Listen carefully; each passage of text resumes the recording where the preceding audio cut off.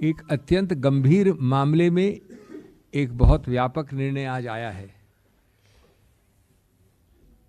और उसके हम विविध पहलुओं का अभी चर्चा करेंगे, लेकिन मूल बात जो है उसको बड़े सीधे शब्दों में, स्पष्ट शब्दों में कहना आवश्यक है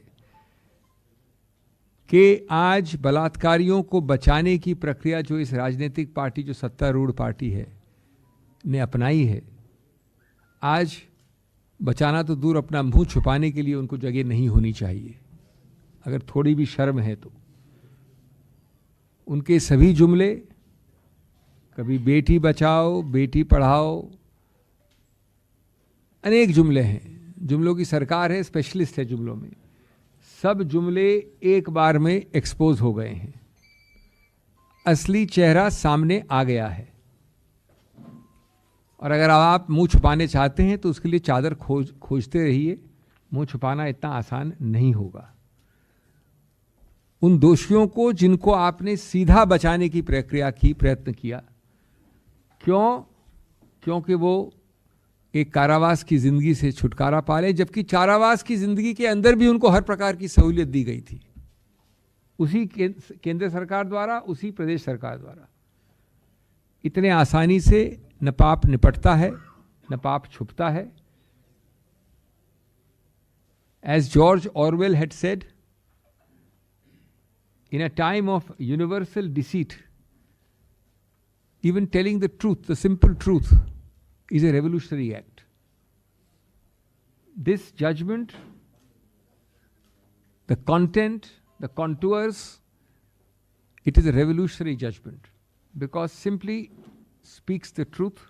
It shows the mirror to power, to arrogant power, to punch drunk power. मैं दोस्तों एक बात कहना चाहूँगा शुरुआत में, क्योंकि हमारी संस्थापिक स्मृति हमेशा कमज़ोर रहती है। हमें गर्व है कि हमारी पार्टी पहली थी और रोचक बात है कि 18 अक्टूबर 2022 को मैंने ही प्रेस कॉन्फ्रेंस ली थी, जो आपके समक्ष है। आप लोग सब थे मित्र कई उसमें से उस दिन, और उस दिन हमने कहा था कि ये जो प्रीमेच्योर रिलीज की प्रक्रिया है, ये एक ऐसा दाग है, ऐसा भद्दा दाग है बीजेपी के ऊपर, जो छुटाए नहीं छूटेगा। कितना भी प्रयत्न करेंगे छूटेगा नहीं। जो स्पिन डॉक्टरिंग करेंगे, जो बार बार ये वक्तव्य देंगे, अंतिम निर्णय इसका आएगा, हमने कहा था।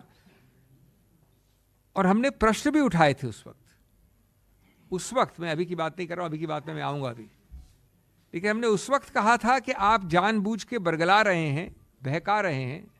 मैं बात कर रहा हूं अक्टूबर 2022 की, जानबूझकर इसी पोडियम से। ये पार्टी पहली पार्टी थी कि आप बरगला रहे हैं, बहका रहे हैं, लेकिन आप मिनिस्ट्री ऑफ होम अफेयर्स ने शामिल होकर इसकी एक अनुमति दी थी। तब हमारे पास पूरे तथ्य नहीं थे, तब भी हमारे वक्तव्य को पढ़िए, हमने कहा था ये। आज इसका पुष्टिकरण हुआ है पूरी तरह से।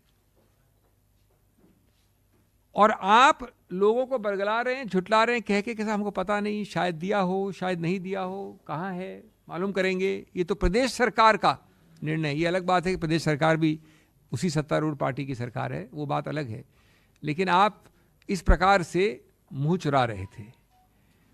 और उसके बाद क्या हम भूल गए हैं इतनी जल्दी? क्योंकि हमारी संस्थापिक स्मृति कई बार कमज़ोर होती है, जैसा मैंने कहा। क्या क्या शब्द इस्तेमाल हुए थे, आप ही लोगों के समक्ष थे, वो आपकी मीडिया ने प्रादुर्भाव किए हैं उसका। संस्कारी परिवार, ब्राह्मण परिवार, ये बड़े कटु शब्द हैं, माफ करिएगा, लेकिन ये शब्द मेरे नहीं हैं, ये आपने पारदर्श किए थे। ऐसे भयानक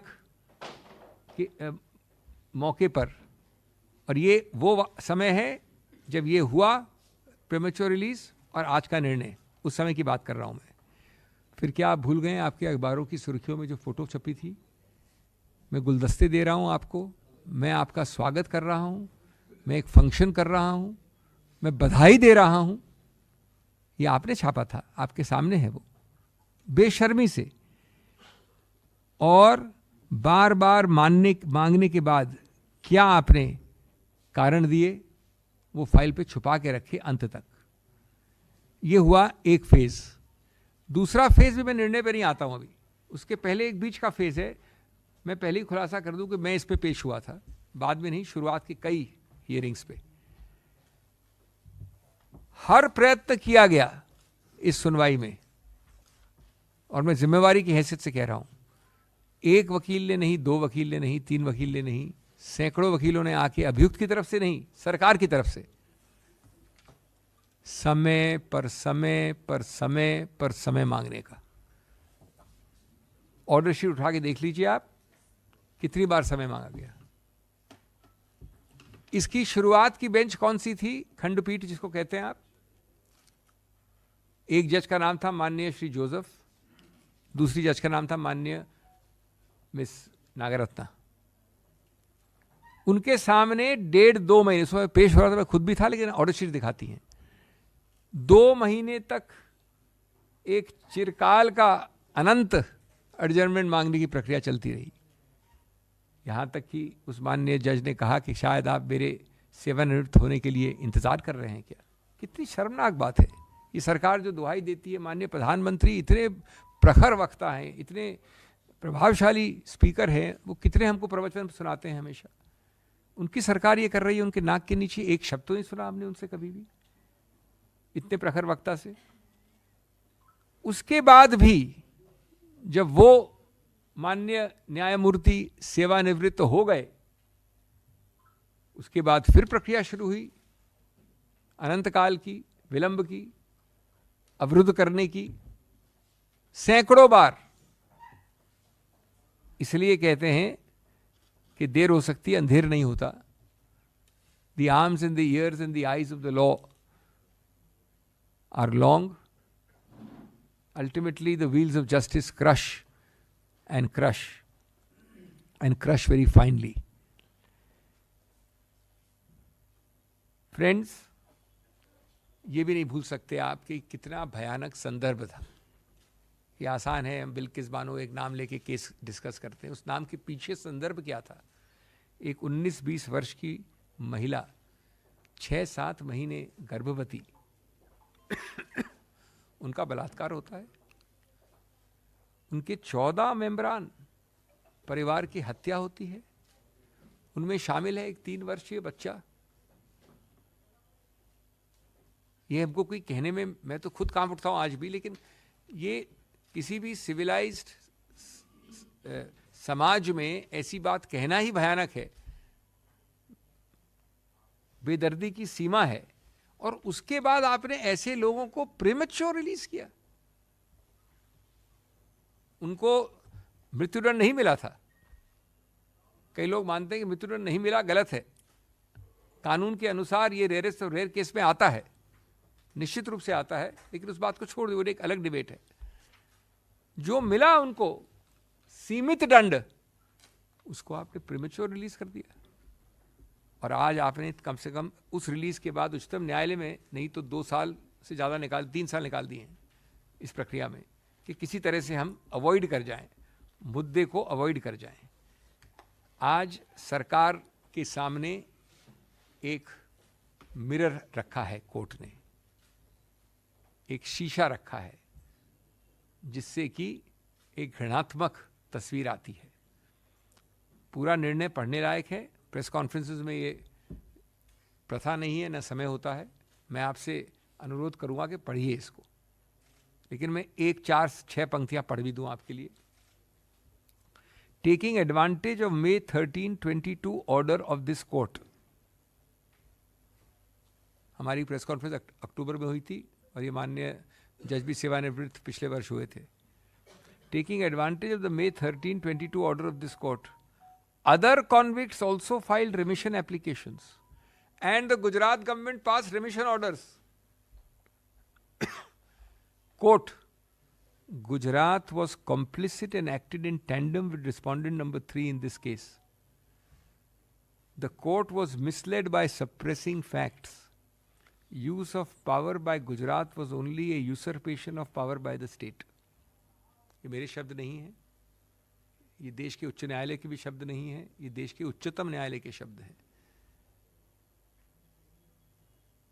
और ये बड़ा स्पष्ट है कि इससे बदअंदाज, बदइरादा, मैलाफिडे झलक रहा है हर शब्द से। इस प्रदेश सरकार का। लेकिन प्रदेश सरकार का नाम लेके आप पतली गली से निकल जाएंगे केंद्र सरकार। ये भी आपका एक दूसरा पहलू रहा है पिछले 2-3 वर्षों से। हुआ होगा, शायद हुआ होगा, प्रदेश सरकार को मालूम है, कागज हमारे पास नहीं है, उनसे पूछिए, इत्यादि इत्यादि। सच्चाई क्या है? 11 जुलाई 2022 को जो मेरे मित्र आपको कागज देंगे अभी इस प्रेस कॉन्फ्रेंस के बाद, ये दस्तावेज है, किसका है? Government of India, ministry of home affairs, giving sanction and concurrence for the premature release of 11 names, 1, 2, 3, 4, 11. इन महानुभावों का नाम है। आप पर्दे के पीछे छुप कहाँ रहे हैं? आप मुंह कहाँ छुपा रहे हैं? भाग कहाँ रहे हैं? उल्टा आप झूठ की एक और सीढ़ी बना रहे हैं। Beti Bachao, Beti Padhao, hypocrisy and double standards cannot be worse than these kind of double standards and hypocrisy. It is condemnable. What is condemnable is what happened. What is condemnable is what happened after what happened. What is condemnable is what happened after the release. The suppressions, the avoidance, the delay, the obstruction. And we also cannot and should not be allowed to forget the true Chal, Charitra and Chehra of this party with a difference. This very special, unique party which preaches to the whole world. The Honorable Prime Minister, the Honorable Home Minister give us so many sermons from the ramparts of Red Fort downwards. Is this not the party? Are these not the state governments of this party or the central government of this party? State governments of this party or the central government of this party that has great souls and giant men like Member of Parliament Brij Bhushan Sharan Singh? How much of direct condemnation of Mr. Singh has occurred from the Prime Minister or the Home Minister is all for you to see for the last 1 year, 6 months. Former BJP MLA Kuldeep Singh Sengar, इनका case तो कई वर्ष पुराना है, हाल का नहीं है. Former Haryana minister Sandeep Singh Saini, mister Ramesh Jarkiholi from the south, Kashmir से कन्याकुमारी का पूरा उन्होंने मैप बना रखा है. BJP MP Chinmayanand, a former BJP MLA Mr. Ramdular Gaur who was convicted on rape charges. So many more names I have. Of course, there is a name from the north, a so-called holy person from the BJP state of Haryana who seems to be coming out on parole every time anybody sneezes. It is almost, of course, it is not true arithmetically, but it is almost true that he has spent more days out on parole than more days inside. Every 2 or 3 weeks at least, I have stopped even noticing. I hear in the newspapers that he has been sent out for parole. I only wish that the under trials, far less guilty than this person from Haryana, got this fantastic releases, rest, paroles, exits. Somehow other people are not 1/100th as fortunate as this gentleman. All this is happening under this government's nose. It is happening with this government's active connivance. It is happening with this government's clear approbation, implied or explicit. It is happening because these are cheap political tactics. These are, and that is the worst part of it, humanity has been kept aside because everything is audaciously judged in the matrix of cheap politics. And therefore, friends, I would like to end by saying that I will again request you all to read the judgment, and for a minute each citizen of India, not each Mahila, not each man, but everyone must put himself or herself in the shoes, in the mind, in the face of Bilkis Bano. and ask yourself how she must be feeling all these years. It's a different matter that the Supreme Court has brought the whole full wheel. It's a different matter that there is justice delayed but not justice denied. But has not every institution of the ruling BJP in Gujarat and in the center failed this woman, this Bilkis Bano, completely?